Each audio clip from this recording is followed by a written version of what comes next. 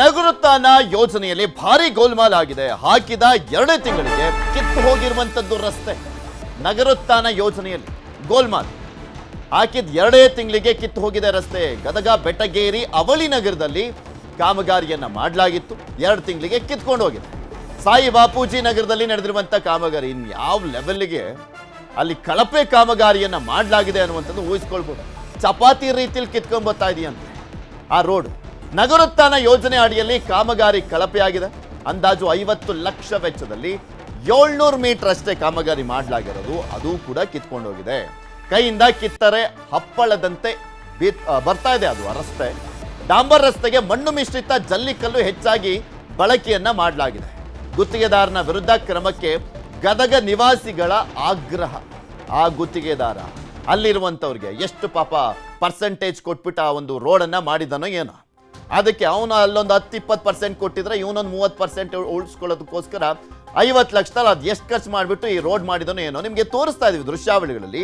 ಅದು ಕಿತ್ತೋಗಿರುವಂಥ ರೋಡ್ ತೋರಿಸ್ತಾ ಇದೀವಿ ನೋಡಿ. ಅದು ಆಗಿದ್ದಂಥ ರೋಡು ಚಪಾತಿ ರೀತಿಯಲ್ಲಿ ಕಿತ್ಕೊಂಡ್ಬಂದಿದೆ.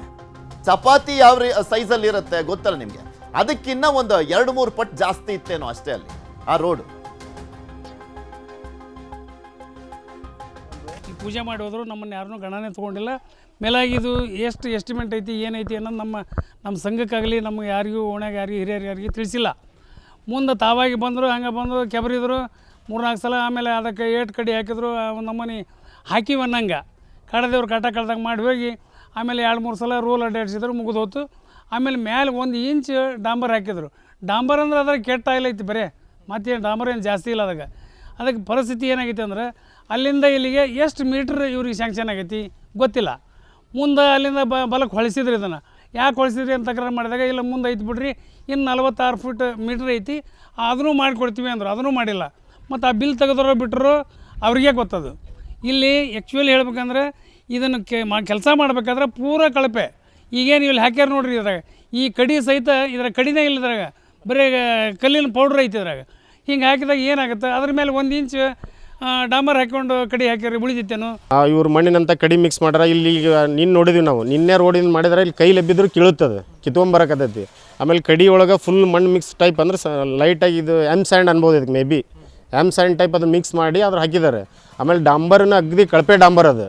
ಅಂದ್ರೆ ನಿನ್ನೆ ಒಂದು 8-10 ತಾಸು ಬಿಫೋರ್ ಹಾಕಿ ಡಾಂಬರ್ ಕೈ ಲಬ್ಬಿದ್ರೆ ಬರ್ತಂದ್ರೆ ಅದ್ರದ್ದು ಇದು ಕ್ವಾಲಿಟಿ ಹೆಂಗಿರ್ಬೇಕು ಇದ್ರ ಮೇಲೆ ನಾವು ವಿಚಾರ ಮಾಡ್ಬೇಕಾಗುತ್ತೆ.